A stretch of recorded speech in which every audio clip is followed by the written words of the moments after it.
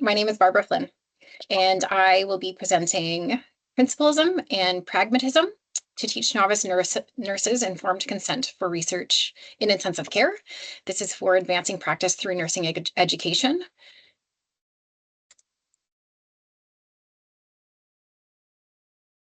Okay.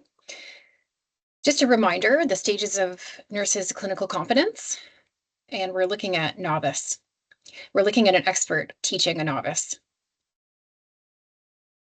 Learning outcomes are based on Bloom's taxonomy for learning and evaluation. The four outcomes I've chosen are knowledge, comprehension, application, and analysis. By the time the learner has completed the workshop and evaluation, they'll understand the important differences between consenting in ICU and in other areas. For example, non-ICU inpatient hospitals or outpatient. They'll be able to comprehend and demonstrate their understanding of the purpose of informed consent in the context of ICU. They'll be able to apply communication details to complex real-world scenarios, and they'll be able to analyze, using critical thinking, the ethical implications of conducting research without proper informed consent. This is a typical ICU patient room. I wanted to define really what we are dealing with. Traditionally, all of the critically ill patients in the hospital are grouped in one area, and that's because specially trained nurses, doctors, and allied healthcare team members deliver life-saving interventions. In Canada, 80% of ICU admissions are unplanned. They're urgent and or emergent with sudden and unexpected clinical deterioration.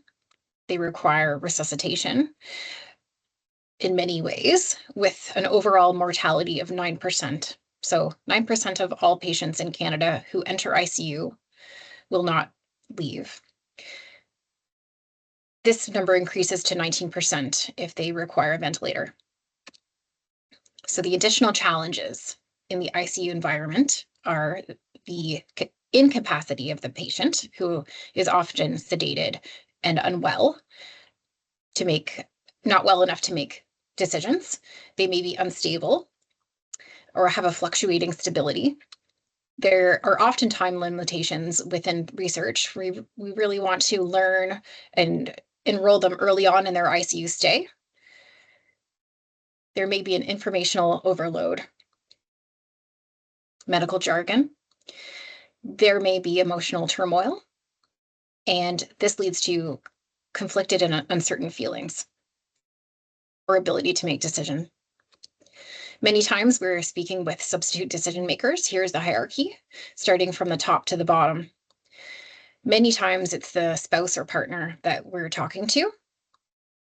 They may not have had time to be updated by the team. Could be a parent or a child, etc. There's no formal toolkit for informed consent forms in ICU. And that's review from Health Canada, Office of the Privacy Commissioner of Canada, which is more related to legislation, CIHR, which is the Government of Canada Panel on Research Ethics, and that's where the earlier references for mortality came from. That's from Tri-Council Policy Statement 2. This is it's on the Statement on the Ethical Conduct for Research Involving Humans from Health Canada. The International Council for Harmonization of Technical Requirements for Pharmaceuticals for Human Use. Their good clinical practices. The World Health Organization, the College of Nurses of Ontario, and the World Medical Association, and their statement on ethical principles for medical research involving human subjects. Theoretical philosophical ontology. The theory I chose was principalism, and the philosophy is pragmatism. Principalism, juxtaposed with pragmatism, provides framework that balances ethical principles with practical considerations. Ethical considerations for incapable patients must balance their vulnerability with the injustice that would occur from excluding them from the benefits of research. Just to further pragmatism, it's practical. Pragmatic studies are very practical, and they're used to make practical decisions in complex realities. This is Gillette. He's a doctor in Australia, and he defends the idea that as patients enter ICU and trust the ICU specialists with their care, they should be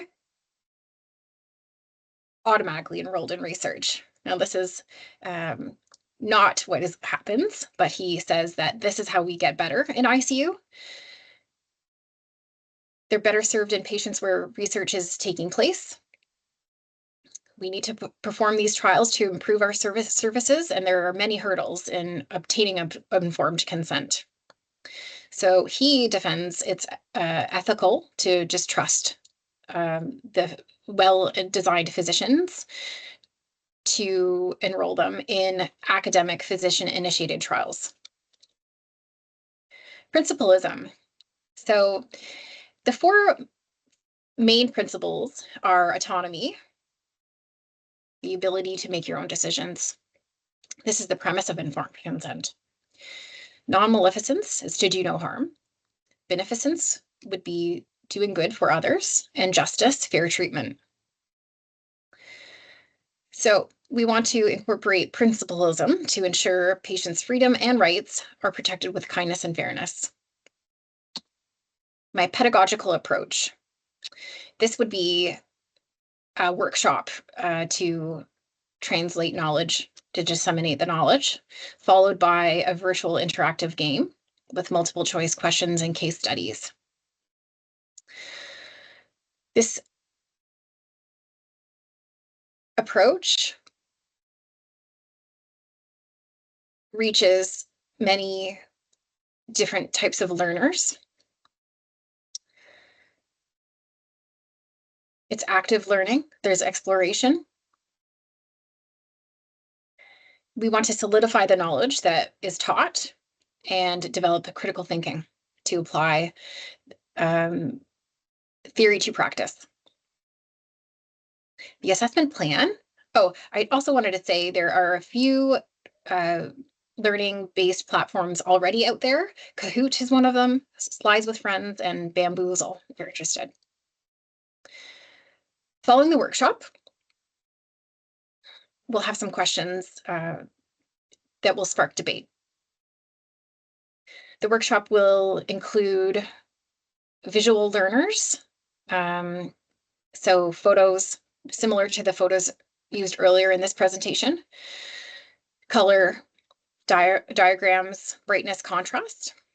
It will include Socratic debate for auditory learners.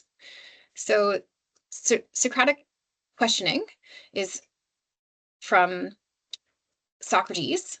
That's the origin, and it's a simple thought-provoking question to spark dialogue. So, for example, a simple question would be, would you agree to participate in study if you are in ICU? And the idea is to have multiple opinions and spark that debate. This is good for auditory learners and kinesthetic learners, but the online platform would be really for all learners, including kinesthetic. Here's one question that could be on the platform. Which of the following statements best highlight the differences between pragmatism and principalism in obtaining consent for research in an intensive care unit? A, Pragmatism focuses strictly following ethical principles to ensure consent is obtained, while principlism allows flexibility in consent procedures based on practical considerations. Or is it B? Pragmatism is concerned with practical outcomes and may adapt consent procedures based on the ICU context, whereas principlism emphasizes adherence to ethical principles such as autonomy and justice, even in challenging situations. C, pragmatism prioritizes obtaining consent in the most theoretically ideal way, whereas principlism is flexible and adapts to the immediate needs of the ICU setting. Or D, pragmatism ensures that all patients are treated equally in research setting, while principlism focuses on practical solutions for obtaining consent in emergency situations. So you can pause it here if you want to read it over yourself. This question is designed to compare and contrast the theory and philosophy presented to solidify learning. So the answer is B. And if you'd like to pause, you can see the rationale there. Another option would be a case study. So this is John Doe. He's 58 years old with a history of chronic kidney disease, insulin-dependent diabetes, and hypertension, and was admitted with fever, dizziness, and fatigue for a week, which was worsening over the last 24 hours. He is taken to ICU with septic shock and multi-organ dysfunction because he has developed hypotension, tachycardia, and an altered level of consciousness. His wife, Jane, has been his primary caregiver. Jane also works and has experienced significant fatigue and stress over the last week caring for him. When John is admitted to ICU, Jane felt a combination of relief and heightened anxiety. She is grateful for the medical care and is deeply concerned about his prognosis and overwhelmed about the severity of his condition. Jane is approached by the research team with an opportunity to enroll John in a clinical trial for a new treatment for septic shock. Jane is overwhelmed by the stress and emotional strain of John's condition and is uncertain whether this novel, new drug will benefit John, making it challenging to decide. And fair enough. This will address the learning outcome of application of knowledge. So multiple choice question. In this context, John Doe's ICU admission with septic shock and Jane Doe's role as his primary caregiver, which of the following strategies is the most effective for communicating the details of a clinical trial to Jane, ensuring she fully understands the potential benefits, risks, and implications for John's care? Is it A, provide a detailed written document about the trial and leave it with Jane, assuming she will read it thoroughly on her own? B, use clear, non-technical language to explain the trial, offer visual aids and written materials, allow time for Jane to ask questions, and provide a follow-up meeting with the healthcare team to address further concerns. C, conduct a brief verbal summary of the trial's purpose, potential benefits, and provide minimal information about the risks, assuming Jane will understand without further details. Or D, offer to enroll John in the trial immediately without discussing the specifics with Jane, focusing on the urgency of the treatment rather than detailed explanations. Answer here is B. Now, one of Health Canada's regulations is to allow adequate time for Jane to consider. Now, this is one thing that's very difficult in trials that need enrollment within, for example, 6 hours from time of ER triage to time of enrollment.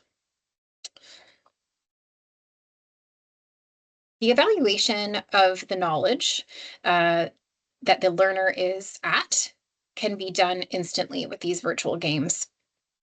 There can be points, leaderboards for summative scoring. There can be a post-game analysis. Users can be anonymous, or you can generate specific users so you know where your students are at individually. One negative aspect of this is in order to use these, you access it via a QR code and use your personal device. So this is under the assumption everyone has a personal device that or computer, or that would have to be provided to include all the population. And that's it. So in reflection, I found the literature review and of the theories and philosophies to be most engaging. I think that's because this course has allowed that practice. Prior to this, I was most uncertain about the pedagogy and learning outcomes. This was new for me. What surprised me the most was the level of difficulty and background knowledge required for the formative and summative evaluations. I had no idea that there was that much thought put into evaluations. Please rate my presentation and answer the questions, if you will. Did it explain a plan that addresses the learning outcomes? And could you suggest any educational intervention that could be improved to enhance this learning? Thank you so much. My references. Have a great day.